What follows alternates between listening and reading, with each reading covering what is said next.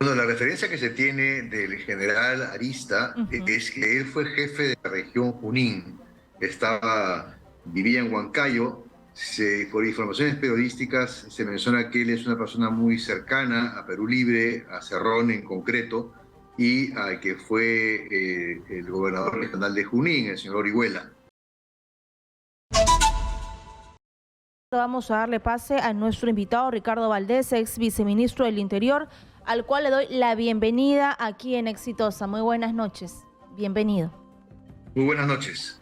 Muy bien, hoy día se tuvo de conocimiento, se publicó en el Diario Oficial El Peruano que se ha designado a Roger Arista Perea como nuevo jefe de la DINI, y la información que se maneja es que él ya fue jefe de la Digimin en el gobierno del expresidente Pedro Castillo, pero que solo duró unos días. ¿Cuál es la referencia que tiene del nuevo jefe de la DINI? Bueno, la referencia que se tiene del general Arista Ujú. es que él fue jefe de la región Junín, vivía en Huancayo.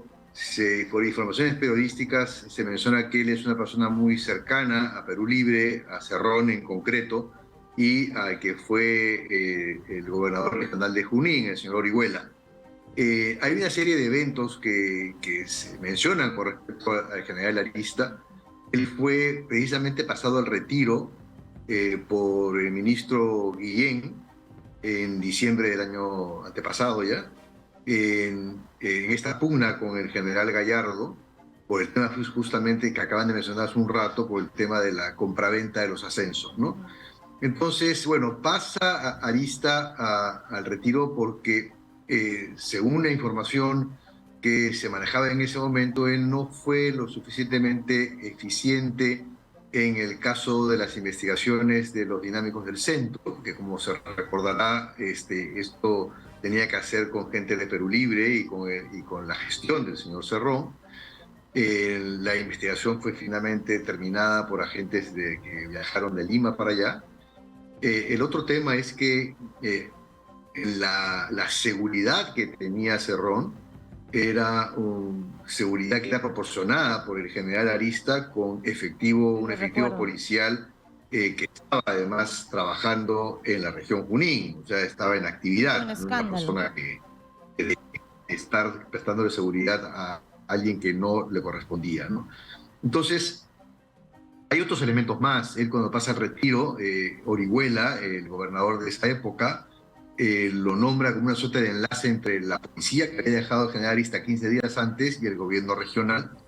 Y en ese rol es que es convocado por Castillo en marzo para hacerse cargo de la Digimin. Pero todas estas cosas que le acabo de comentar salen a la luz periodísticamente, y eso hace que en realidad el general Arista dure en la Digimin 3 días. Él venía de reemplazar al coronel Flores, que había sido miembro de GI y que sale de la Digimin porque no aceptaba las presiones que recibía el Palacio de Gobierno para bloquear, impedir, entorpecer las investigaciones que se estaban haciendo con el entorno del presidente. Dicho esto, entonces el general Arista en estos 18 meses tiene digamos, una historia que no es precisamente positiva, y en ese sentido da que pensar que la presidenta y el premier lo hayan nombrado como cabeza del sistema de inteligencia a una persona tan cercana a el Cerrón. Ahora, esa información que usted nos recuerda, porque esto fue un escándalo, recuerdo muy bien los casos del nuevo jefe de la DINI, ¿por qué debería preocuparnos a todo el país? ¿Cuál es la función de la DINI en este momento de convulsión nacional, en el día 1 de la ola de manifestaciones? ¿Cuál es la función de la DINI? Porque recordemos que la presidenta dice, hemos sacado o vamos a retirar a Juan Carlos Liendo porque hay un sesgo, ¿no? Un sesgo, nos ha dado información sesgada, porque él dice que los infiltrados significaba una insurgencia terrorista. ¿No tendríamos nuevamente un sesgo si hay un acercamiento con un partido político? ¿No sería el mismo error? Bueno, yo coincido con esa interpretación. Me parece que está cayendo en un error. Creo que además es preocupante su nombramiento, porque esta relación tan cercana con el entorno del expresidente Castillo, con el entorno del señor Cerrón, con el intento además de bloquear las investigaciones fiscales y policiales, y en los que el general Arista, perdón, fue por pocos días, pero fue parte de esa estructura, preocupa, preocupa porque además se maneja información muy sensible en la DINI. En segundo lugar, el otro aspecto que me llama la atención y que también me lleva a preocupación es que lo que se estaría viendo en este caso es una negociación política, un acercamiento de la presidenta a Perú Libre, y que se estaría, obviamente, en este proceso de negociación ofertando nuevamente puestos, a la impresión, puestos en el gobierno, en el Ejecutivo, sobre la base de algún tipo de intercambio de favores. Y eso también es sumamente preocupante, ¿no? Por supuesto, porque estamos tropezando con la misma piedra. En el gobierno del expresidente Pedro Castillo sabemos cómo fueron los tratos bajo la mesa, incluso fingían, ¿no?, que ya se habían separado, lo expulsaron, pero seguían tramitando cargos en los ministerios y Dina Boluarte seguiría por el mismo camino. Yo quiero que usted nos explique a la población la importancia de la DINI en ese momento de convulsión nacional. ¿Qué información le proporciona la DINI a la presidenta en el día 1 de la ola de protestas? La información que la DINI proporciona no solamente a la presidenta, sino también a los miembros o integrantes del sistema, donde está la inteligencia de las Fuerzas Armadas y la inteligencia de la Policía y del Ministerio del Interior, la DINI es la cabeza del sistema, es una información, no solamente compila la información que se produce a nivel nacional, la analiza y le entrega los resultados y las proyecciones sobre la base de esa información. Las proyecciones que tienen que hacer, por un lado, con las principales fuerzas que se estarían oponiendo al mandato constitucional, al gobierno de la presidenta Boluarte, que estarían pidiendo además su cabeza, que estarían pidiendo el cierre del Congreso, que estarían pidiendo una constituyente, una nueva constitución, etcétera. El pliego de reclamo, que ya por todos conocidos, tomar nota de quiénes son aquellas fuerzas que están detrás de ello, y obviamente analizar hasta qué punto se están cubriendo las deficiencias que pueden haber también en la seguridad de activos críticos, me refiero. Hay que ver también de qué forma estas fuerzas pueden estar actuando para tomar, no sé, aeropuertos, tomar hidroeléctricas, carreteras. Entonces, esa información es vital y ese análisis es sumamente importante para que el Ejecutivo tome medidas y a su vez para que esa información llegue a las fuerzas que están controlando el orden público y protegiendo a la ciudadanía de cualquier tipo de inseguridad. Y esa es la labor central en estos días. En otros días hay otras acciones que también desarrolla la DINI. Eso, porque yo recuerdo la investigación sobre la DINI de que se había convertido en la caja chica, ¿no?, del gobierno del expresidente Pedro Castillo. Incluso hay una acusación de que se le pagaba un dinero al señor Cerrón bajo el apelativo de montaña y que es complicado de fiscalizar porque estas personas supuestamente, entre comillas, dan información especial, ¿no?, proporcionada especialmente. Entonces, estamos bajo esta preocupación de que nuevamente se use a la DINI bajo estos mecanismos de corrupción, de ilegalidad.